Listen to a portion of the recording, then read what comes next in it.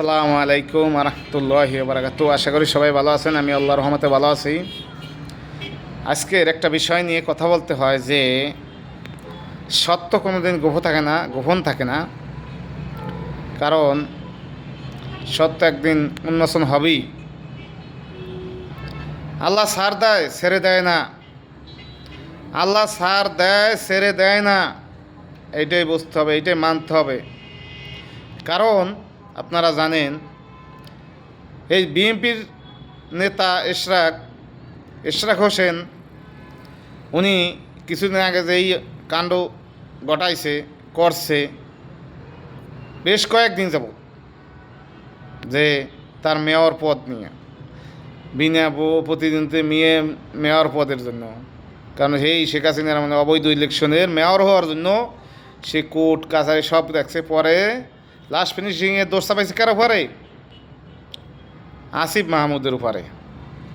উপদেষ্টা আসিফ মাহমুদ, তার উপরে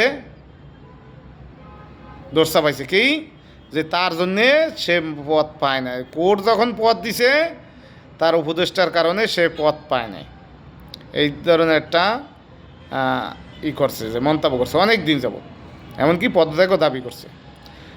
সেই সুবাদে এই যে কয়েকদিন যাবৎ যে একটা ঘটনা ঘটছে, অপু নামের এক ভাইকে ধরে নিয়ে সারা রাত তাকে টর্চারিং করছে, কইরা ভিডিও বানাইছে। এমনকি তাকে বলছে যে আসিফ মাহমুদের কথা বলতে হবে, না হয় নাহিদ ইসলামের কথা বলতে হবে। এই দুজনের কথা বলতে হবে, কি তারা সাদাবাজি করে বা সাদাবাজি করতে কইছে, এই ধরনের কিছু, যাতে তাদের দুর্নাম বদনাম করা যায় বা এইরকম কিছু। তো এই ইশরাক এই ঘটনা ঘটাইছে। এমনকি এই প্রথম 5 তারিখের পরে প্রথম গুম করছে ইশরাক। আপনাদের এটা মাথায় রাখতে হবে। 5 তারিখের পরে শেখ হাসিনার ওই যে গুম আয়নাগর এইগুলো চালু করছে ইশরাক। আপনাদের এটা মাথায় রাখতে হবে।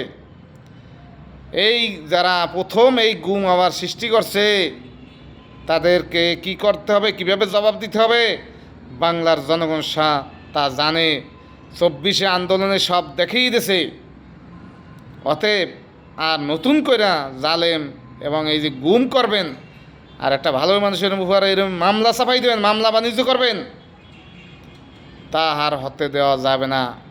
এই জন্য আমি বলি, রিকোয়েস্ট করি সবের কাছে, সকল প্রবাসী ভাই ও বোনদের কাছে, আপনাদের এবারে বিবেক বিবেচনা করে ভোট দেবেন। ওই কেডা কি করছে, কেডা দেশ স্বাধীন করছে, কেডা ঘোষণা দিছে, এই পূজা করার সময় নাই। তাদের জন্য আমরা দোয়া করবো, যারা দেশের জন্য ভালো কাজ করছে তাদের জন্য দোয়া করবো। তাদেরকে পূজা করবো না। অতএব এইবার আমাদের সবের চোখ কান খোলা রাইখা কাজ করতে হবে ইনশাল্লাহ।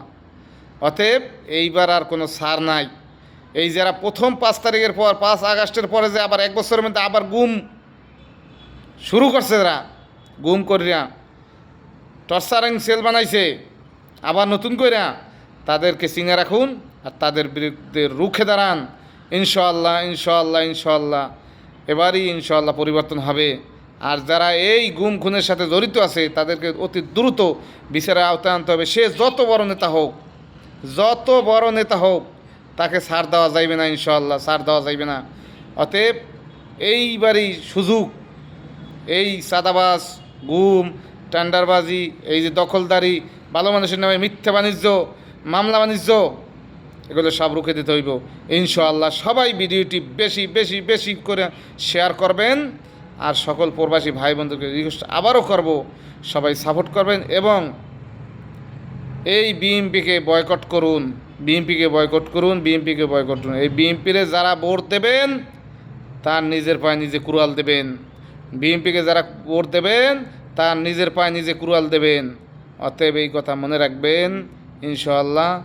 ইসলামিক দলকে ভোট দেন। এই গুম খুন, এই যে টেন্ডারবাজি, মামলা বাণিজ্য থাকবে না ইনশাআল্লাহ। এটা বিশ্বাস আছে ইনশাআল্লাহ তারা কোরআন ও হাদিস নিয়ে সংসদে যাইব। তাই সবাই শেয়ার করবেন, সাপোর্ট করবেন। আসসালামু আলাইকুম রহমতুল্লাহি বারাকাতুহু।